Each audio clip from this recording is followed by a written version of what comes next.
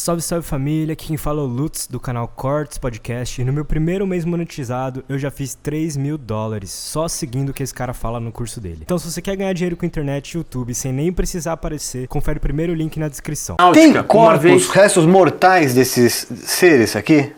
Tem, mas sempre escondido pelos órgãos militares, porque eles imprimem esse acobertamento desde a década de 40. Então, por exemplo... O caso de Varginha. Sim. O policial que pegou lá morreu depois, tem um papo desse? Um dos policiais da Polícia Militar, que era o Marco Elixerezi, ele veio a falecer. Após ter contato, supostamente ter contato? Supostamente infectado pela criatura. Certo. Agora, sim, que ele capturou a criatura, isso a gente não tem dúvidas. Realmente ele capturou. Quem não tem dúvida? Os pesquisadores que investigaram o caso, que é o grupo do 7. Eu tenho dúvida, porque eu não estava lá. Tô dizendo, quem tem certeza que ele pegou? Eu tenho certeza absoluta. Mas a justiça, a lei diz que ele capturou?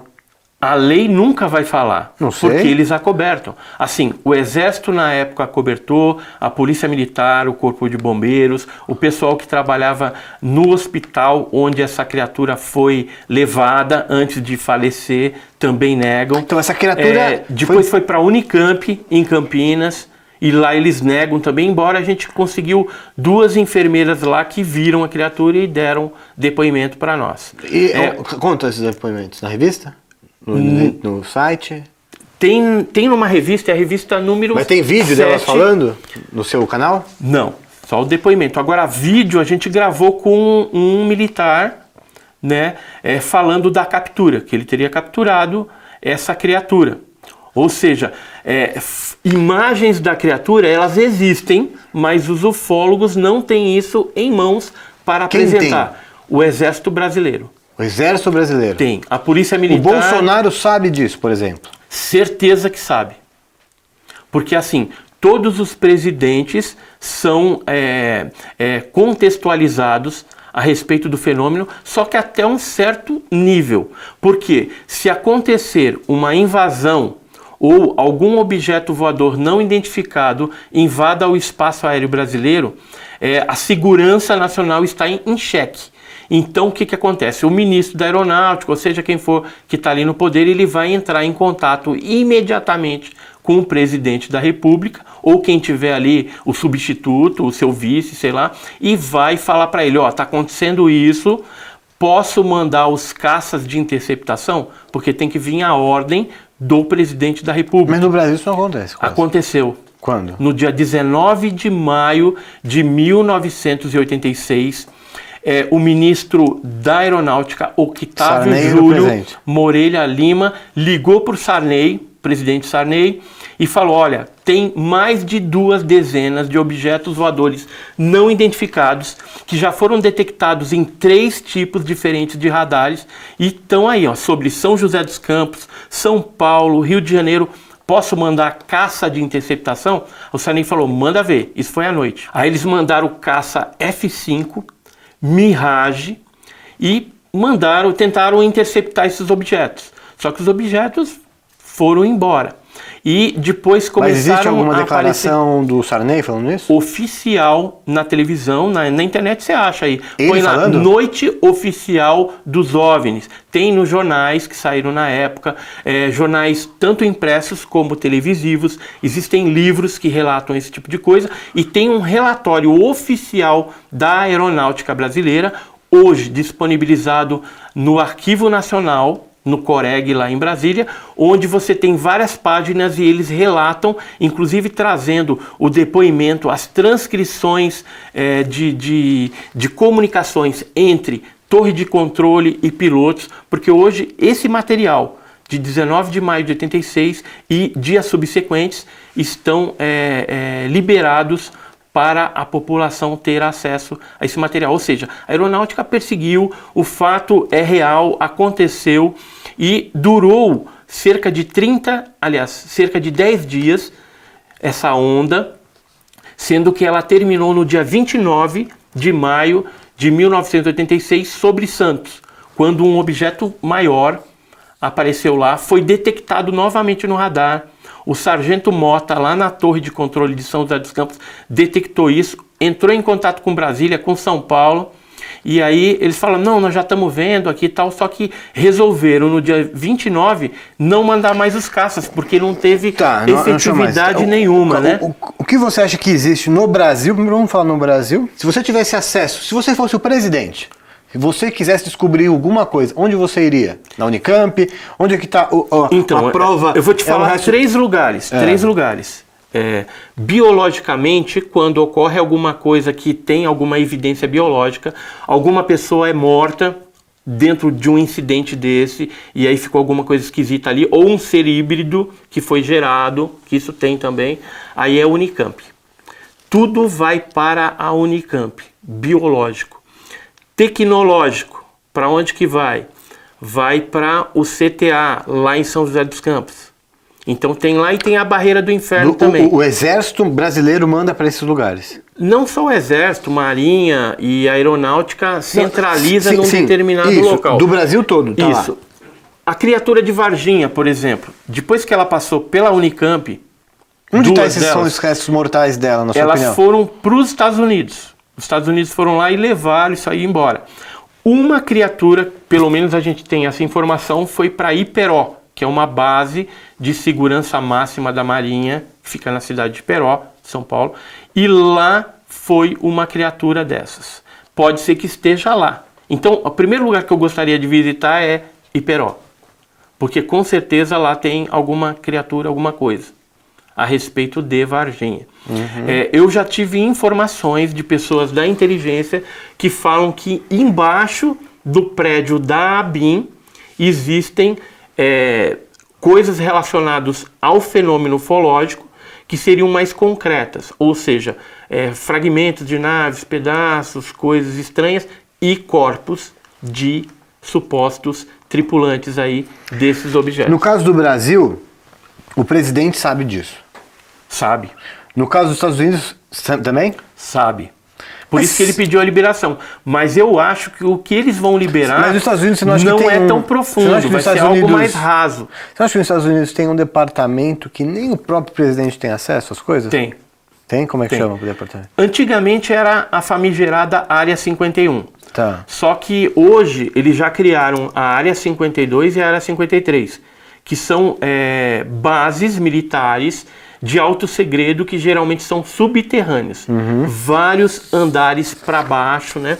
E por que a Área 51 é a mais divulgada, né? Se você procurar na internet e o assunto ufologia, a Área 51, ela é a mais divulgada, porque tinha um funcionário da Área 51 que resolveu dar com a língua nos dentes, que é o Bob Lazar. Então, o Bob Lazar diz que trabalhou lá, trabalhou com naves, com algumas substâncias químicas que não constavam da tabela periódica. Hoje ela já está incorporada na tabela periódica pelos russos, tá? Então, existia lá um determinado elemento.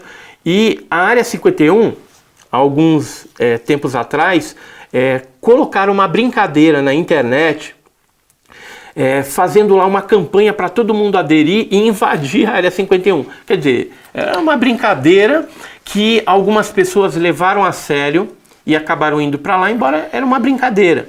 Mas aí o que acontece? O próprio governo norte-americano se manifestou dizendo, se forem tentar invadir, a gente vai mandar bala. Por isso que eles já mudaram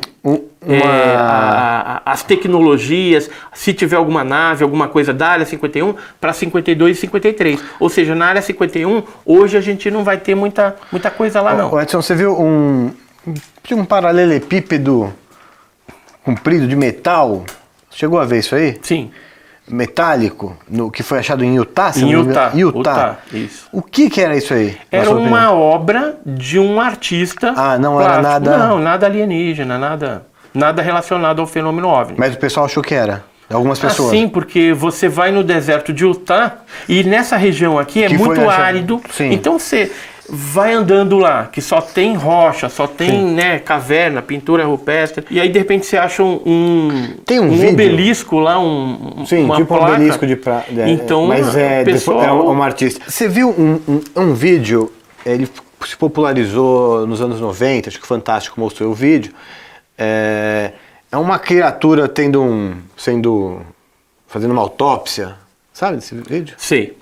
Esse vídeo de que é? É de agosto de 1995. Foi um produtor de cinema chamado Ray Santilli. É mentira esse vídeo? Totalmente É um fake. Ele fez essa brincadeira, mas ela tinha um objetivo naquela época, em 95, que era servir como um termômetro para saber como que a população mundial, porque aquilo foi divulgado no mundo inteiro simultaneamente, né? Ele ganhou uma grana com esse vídeo aí. Que é um vídeo preto e branco, como se fosse antigo o vídeo, né? Isso, e era uma espécie de uma autópsia, né? Sim. Que eles falaram que era a autópsia de Roswell, que é do famoso caso de Roswell de 47. E na verdade aquele era um termômetro para medir como que as pessoas... Aquele vídeo não é de um extraterrestre? Não, aquilo é uma montagem, é um fake mesmo, né? É uma produção cinematográfica.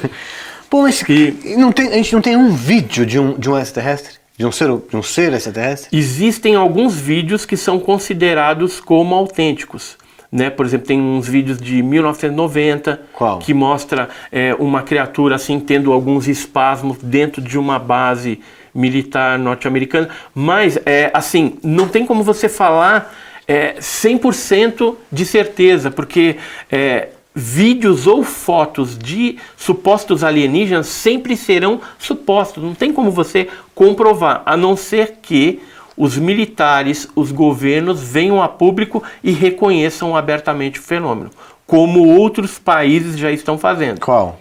Por exemplo, a França já reconheceu isso há muito tempo, o Uruguai, a França reconheceu o quê? A Bélgica, o fenômeno OVNI. OVNI sim, que a gente falou que o OVNI é objeto voador não identificado, mas não é extraterrestre. Sim. Mas o fenômeno OVNI pode ter uma relação, uma correlação com o extraterrestre. Mas aí pode. É isso que eu gostaria de ter uma... Eu sei que estou pedindo uma coisa que talvez seja... Mas assim, que você fala assim, você falou pra alguém, vou te dar um caso. E aí o cara fala, mano, imagina que você chegou pra um cara, que o cara falou, pô, eu não acreditava, mas agora você me falou isso, você me mostrou isso, agora eu acredito. Eu vou te dar um caso. Cara que tá em dúvida... Eu vou te dar um caso que aconteceu com russos, cosmonautas russos, no espaço. Então a Salyut 6, ela estava lá no espaço, os cosmonautas e tal, e de repente um objeto voador não identificado, uma nave, se aproximou da Salyut e pelas janelas eles viram quando os seres saíram para fora e chegaram a trocar sinais. Tchau! Tchauzinho, com essas criaturas. Isso é um fato real que aconteceu quando eles voltaram, os cosmonautas. Foi feita uma reunião junto com o presidente da Rússia, né, da União Soviética na época, e também o pessoal de inteligência da agência espacial, para eles estarem relatando tudo isso que aconteceu. Ou seja, aconteceu um caso de terceiro grau no espaço com a Salyut 6. Terceiro todo grau, esse material, o que é o primeiro, segundo e terceiro grau? Qual que é a diferença? É que eles tiveram contato e interação com os tripulantes daquele Qual é o grau máximo? Daquela nave. A gente fala de quarto grau, que é quando a pessoa ela é abduzida, levada a bordo das naves. Com contato físico, assim. E aí ela passa por exames clínicos, pode sofrer algum tipo de implante.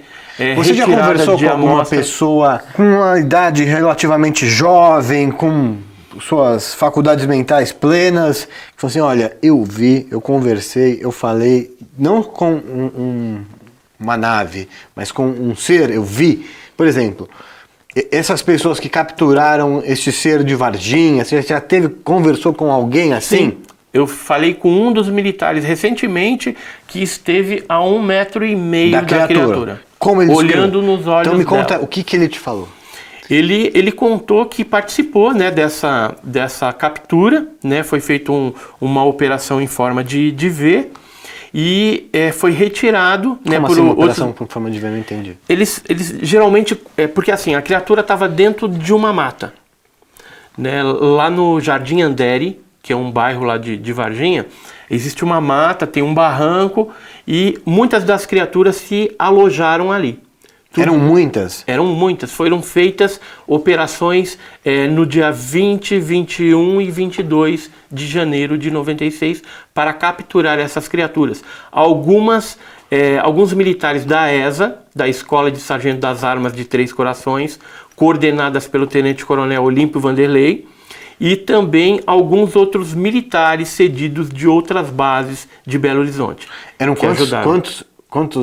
Foram, assim, uma das operações eles capturaram 2 criaturas, uma viva e uma morta. Teve outra operação que capturaram uma outra criatura. Foram várias criaturas. Foram várias criaturas? Várias criaturas. E todas essas criaturas foram para os Estados Unidos?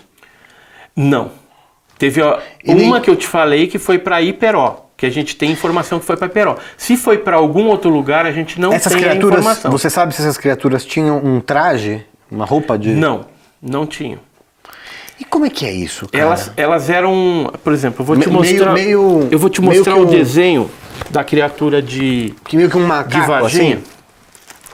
Por exemplo, aqui foram desenhos feitos na época do que as meninas viram, né, encostada no muro, mas o que eu quero te mostrar... tinha pelo? Tinha uma das criaturas que tinha pelo. Ela tinha os olhos vermelhos, os calombinhos na cabeça. Mas o que eu quero te mostrar são desenhos feitos por militares, porque aí eles trazem uma realidade do que eles viram, né, porque eles estiveram bem próximo. Então a criatura era assim, bem feia, era marrom escura, com protuberâncias da cabeça, o olho vermelho, 3 dedos nas mãos e 2 dedos nos pés. Isso aqui foi um desenho feito por um militar que capturou. Ele até colocou aqui, parecia sem polegar, só tinha 3 dedos. A criatura até fazia assim. Como é que é? Fazia assim, ela não tinha os polegares, né? E aqui é um outro desenho que foi um militar que me escreveu naquela época, em julho de 1996. Você acha que isso aqui seria um tipo de um cachorro deles? É uma espécie de robô biológico, vamos dizer assim, ou um animal que cumpria uma determinada programação para seres mais evoluídos que provavelmente foram resgatados. Quem deu azar foi o cachorrinho do ET, né? E esse desenho aqui que o militar me fez na época, escrevendo essa carta, datada de 22 de julho de 96, ele falava que em julho... Posso ver? Aqui, ó. Então isso aqui é um material histórico que foi enviado por um dos militares. Tem muitos militares agora... tendo coragem de abrir mais um pouco e a gente colocar mais uma peça do quebra-cabeça de Varginha. E por quê? Porque o caso fez 25 anos. Então muitos documentos que foram classificados perdem essa classificação com 25 anos. Tem outros que têm uma classificação maior que aí vai demorar mais um pouco de tempo. Mas a gente não tem dúvidas de que alguma coisa aconteceu em Varginha. Uma nave caiu, que alguma coisa aconteceu. Criaturas foram capturadas. Uma nave caiu. Caiu. Inclusive, mas você não cogita, é isso que eu quero. A nave foi vista pela Oralina de Freitas e pelo Não existe a possibilidade disso ser... Esse aqui, ó. Esse casal aqui, ó. Oralina de Freitas e Eurico de Freitas, eles viram a nave, ó lá. Isso não pode ser um ser... um macaco diferente? Você está entendendo? Sim, temos que abrir animal com algum tipo de mutação. Então, vamos abrir as uma hipótese, mas como existe a nave, OVNI, várias pessoas viram, entendeu? Eu posso te falar que são centenas de depoimentos, não só dos militares, como também de civis da região que falam da nave e falam dos seres.